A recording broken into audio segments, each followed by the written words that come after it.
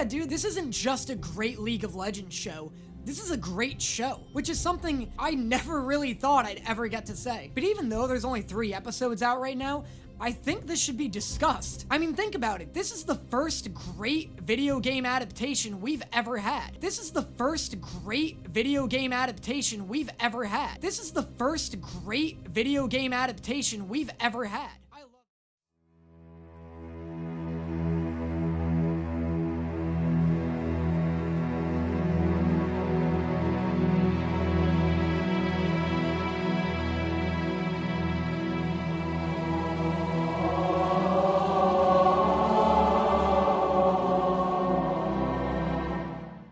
Oh yeah, Castlevania. Here's a question. Why is every video game movie adaptation written by a senile old man? Alright, Jimmy, we're making a Sonic the Hedgehog movie. What do you like about Sonic? Aw man, those games are great. I love running through bright, fantastical worlds, meeting fun animal characters. Yeah, and Montana, too. What?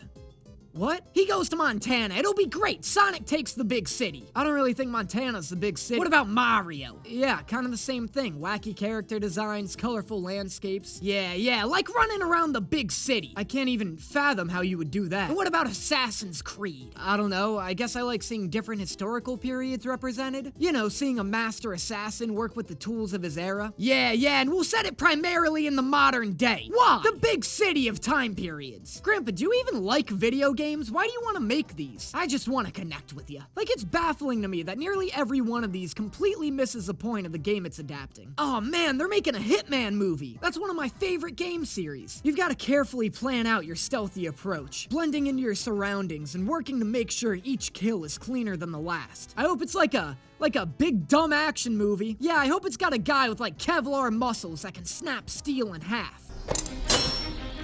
Pretty crazy, huh? What? What were they even thinking? In my last video, I made the bold claim that Arcane was the first good video game adaptation.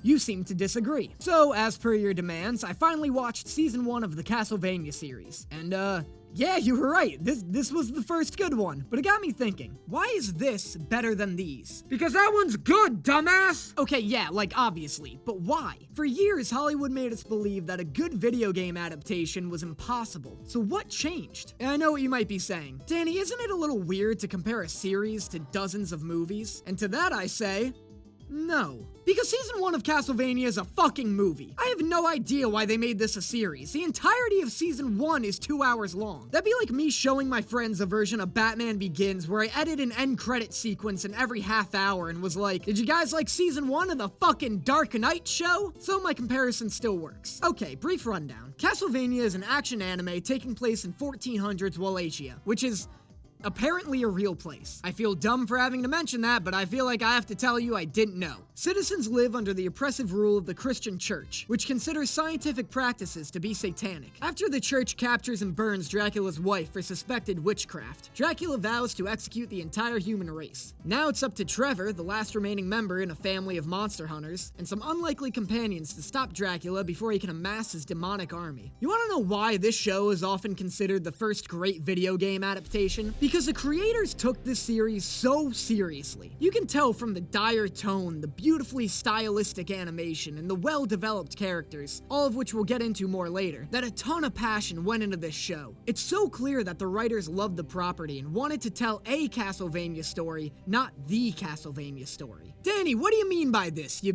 pretentious douche? Video game adaptations often fail because they do one of two things. Either the movie copies off the video game's homework, hoping the minor changes will be enough to trick us into thinking it's not just a worse version of the game, or it deviates heavily from the source material, often completely losing sight of what made the video game so beloved in the first place. Castlevania doesn't just rehash an older Castlevania story, it uses a property's setting and characters to tell its own. So wait, doesn't that mean it falls into the second category? Well, no, because Castlevania understands something that none of these other movies do. Most video games can get away with having mediocre stories because you can play them. As long as the game's fun, people don't care what bullshit's getting them from level to level. That was a close one. A second late, you would have fit nicely into a sandwich. Really? But here's the problem. I can't play your douchebag movie, so you've got to supplement that fact with a well-written story. None of them do this. None of them do this, and I can't fathom why. Lionsgate didn't turn Hitman into an action movie because they thought it'd benefit the story. They did it because making a movie about a guy dressing up as event staff and slipping around corners for 2 hours would be pretty hard to market to teens. Castlevania's changes, on the other hand, are entirely in service of telling a better story. They make Dracula a sympathetic villain, make his motives extremely justifiable. He's grown cold and contemplative in his old age. It isn't until he meets Lisa that he starts enjoying life again. You don't travel much. I can travel.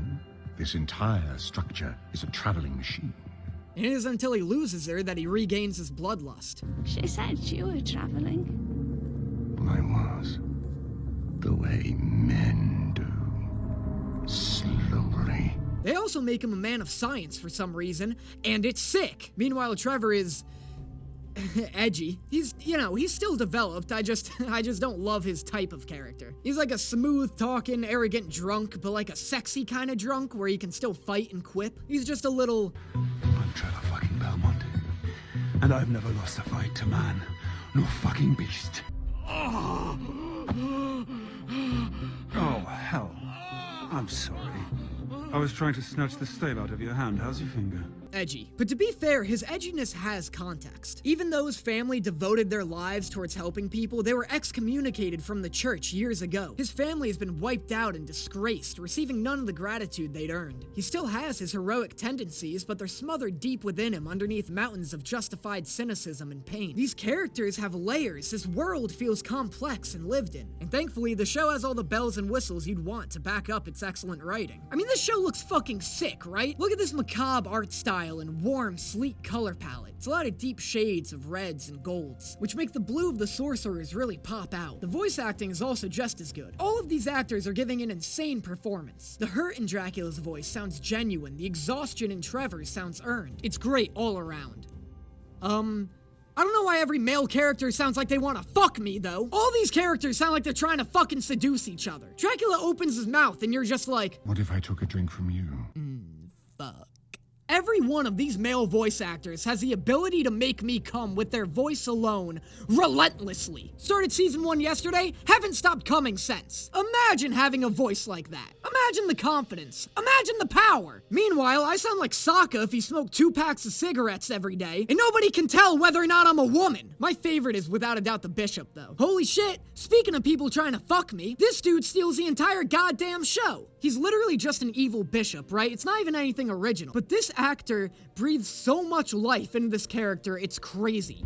I saw them with my own eyes. And glass in shapes you've never seen. Thin as paper. Lightning. Strange weeds and tools. Witches' things. Of all the witches I've rooted out, none had such a collection. You can tell he truly believes what he's doing is just. Even though he's just like straight up evil, you kind of buy his motivation. He has such authority. You just feel incorrect anytime he's speaking. But yeah, you guys are totally right. This is a fantastic adaptation. What if I took a drink from you? Okay, alright, goddamn. Talking about taking a drink from me when you're the whole ass snack here. For no more do I travel as a man. Now I travel as a candlestick. There. Quite a show. Drinks? Oh yes, good woman burning, very good. One of the best woman burnings I've been to in quite a while, might I say. How about a drink? We can discuss how that woman burned. And the one thing that justified humanity's stench upon this planet. You are not real. Okay, genuine question, not being an asshole. How could he possibly get any more real? What more evidence do you need? Your fire became a man. Is this real enough for you guys? Is it? You take my wife and deny I even exist. To be fair, she was dating Satan. I know she was really nice and cool and everything, but like, I don't know, this is like one of the more justifiable witch burnings I've seen. Hell yeah, fuck him up, Trev. Ah! Dear God! The violence wasn't necessary, sir.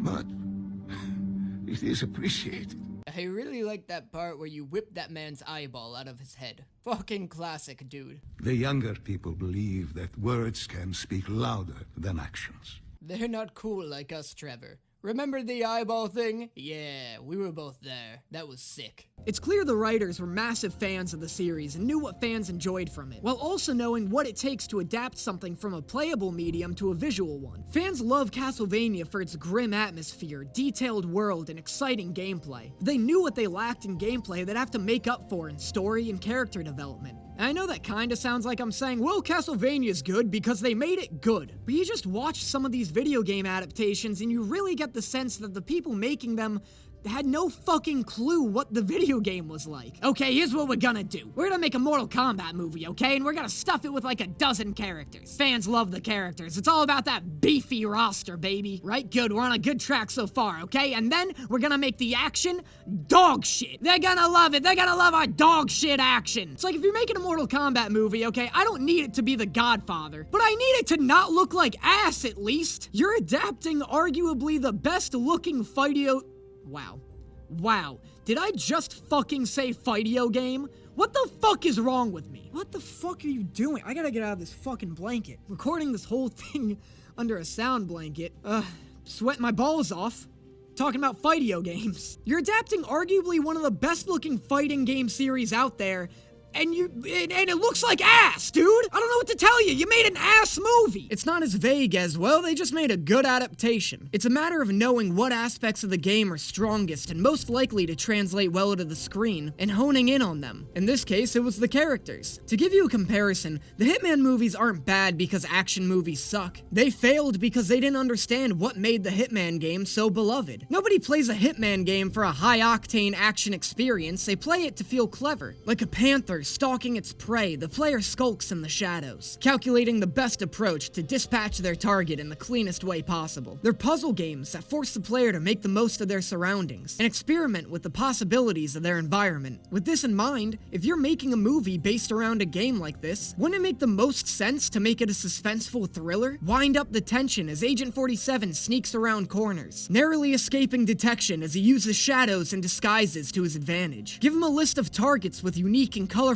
personalities. Make it feel like a boss rush with Agent 47 having to adapt to each target's location and skill sets, showing us what makes him one of the most lethal and stealthy assassins in the world. Or make him the antagonist. Give us a new main character who's been targeted by 47 for some reason. Imagine getting hunted by a silent, near unidentifiable Mr. Clean. Be fucking terrifying. My point is, even though most games have you killing enemies, that doesn't mean every game should be translated into an action movie. If the game is scary, that movie needs to be terrifying. If the action's the selling point, it better have good action. And if the characters are beloved, you better make sure they're well developed. I try to keep this as spoiler-free as possible, for some reason, considering I'm like the only person who hasn't seen the series yet. But if you somehow haven't either, I definitely recommend checking it out. Let me know if you'd like to see me cover the other season. And also, if you like this kind of review analysis style video in the comments below. Also, let me know which video game you wish Hollywood would ruin. And I will see you guys next time. I come from the south side where they fill with the liquor.